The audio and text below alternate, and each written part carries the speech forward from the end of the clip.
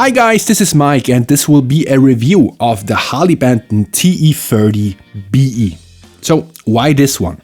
Well, I have one Strat, I have a couple of Les Paul style guitars, but I never owned a Tele. And I really like this classic design and the simplicity of it, right? But I didn't want to spend too much money on my first Tele, and I definitely didn't want to pay for a brand name, right? I really wanted something simple, something affordable, something with that classic look and the bare minimum of features, right? So 2 pickups, pickup selector switch, volume, tone, and that's it. Playability, however, is a very important factor for me, and so what I did was basically I went online and I googled for, the best Teles under 200 bucks. And yeah, I found this HARLEY BENTON, one of the few HARLEY BENTON Teles in that classic design, and this guitar actually got rave reviews from its users. But you know how it is. Sometimes reviews are one thing and reality is another, so I definitely had to try it out for myself. So I ordered it, and to be completely honest, I sent it back immediately. Because the first exemplar that I got had, well, I don't know if you can see it in this shot, but actually on this guitar, you can see the wood texture or the wood grain shimmering through the lacquer, right? And on the first exemplar that I got from this guitar, I could actually see these white dark stripes shimmering through the wood, right? So it kind of was looking like a zebra, to be honest, and it definitely didn't have this classic, white vintage blonde, whatever you want to call it, look that I wanted from a Tele, right? So that one I had to send back, and I ordered a second exemplar, and thankfully this one is much nicer looking. And yeah, so let's actually talk about features, right? We do have a body made out of ash, we have a neck made out of maple, and we have 2 pickups of unknown origin, right? HARLEY BENTON simply calls these 2 TE style single coils, but I couldn't tell you which, OEM manufacturer actually made these. The neck, by the way, is this really beautiful one piece of maple. I looked long and hard, and usually on more affordable guitars, you can see that the neck is actually glued together from at least 3 separate pieces, right? Usually there's a joint here and a joint here. This is not the case on this guitar. As far as I can tell, the neck is one piece, right? Of course, I'm not talking about the fretboard. The fretboard is another thin slice of maple that has been glued on there. That's logical. But the neck itself is one piece, which is great. I also do have to tell you that this guitar is very heavy, right? It weighs 4,250 grams and is by far the heaviest guitar that I ever tried. To be honest, it's even heavier than my Sandberg bass, which is 4,100 grams, but of course is a bigger instrument. That weight might mean a couple of things. It might mean that ash is simply a heavier material. It definitely means that we have no, weight relief features going on here. And it might also mean that maybe this wood wasn't aged properly. As you might know, drying wood is a long and cost-expensive procedure, and it's definitely something that is worthwhile on acoustic guitars. But, I checked, and actually there's a lot of debate going on online if dried wood actually makes a huge difference on electric guitars, right? In my personal opinion, it is what it is. This is a guitar made in China that cost 118 euros, so of course they will have skipped some steps to produce it faster and cheaper. But fortunately, we also do have great things to say about this guitar, and probably the best thing in my opinion about this guitar is actually playability, right? The neck feels so smooth. For my rather big hands, it has the perfect neck shape and radius. We do have a silky smooth back on it, which produces no resistance whatsoever. This is truly one of the fastest and best feeling necks I have ever tried. Now, the big problem with this guitar, but you know what? Let's actually, before I tell you that, let's actually listen to a couple of sound samples. So I recorded 3 samples, we will listen to them and you can make up your own mind about the sound, right? And afterwards, we will talk some more. So here are the sound samples, enjoy.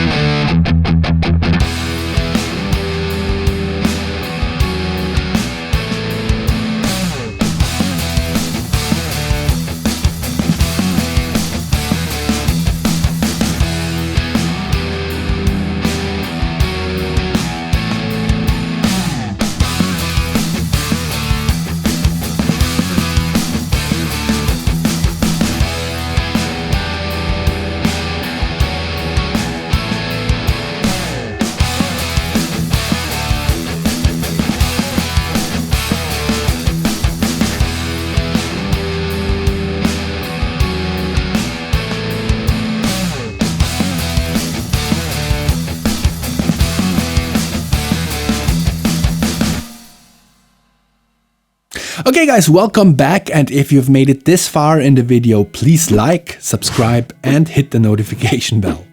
Okay, so we already started talking about the big problem with this guitar, and yeah, I actually think you could hear it in the sound samples. I don't know about you, but I feel those two pickups suck. Right? We have a totally dull sounding neck pickup that sounds as if there was a blanket over the speaker, right? And then we have this very shrill sounding, very trebly bridge pickup, right? When we mix those two together in the middle position, I actually do like the sound, and I bet these pickups were designed so that the middle position sounds nice. But I would really like to have a set of pickups where each pickup on their own was usable as well, and not just the middle position. Right? So all in all, I will say this. The HARLEY BENTON TE-30 BE is a good, very affordable instrument that looks great if you find the right exemplar and plays like a dream. That's no joke. But unfortunately, the sound is below average. Right? But since I really fell in love with this instrument simply because it's so much fun to play, I will definitely use it to try out different sets of pickups. And guys, that's where you come in, right?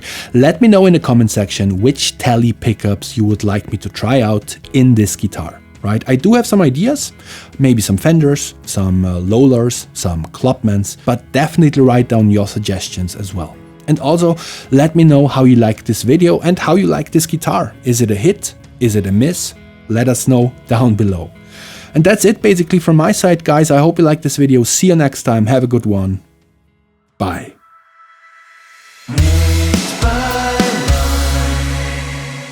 With two eyes.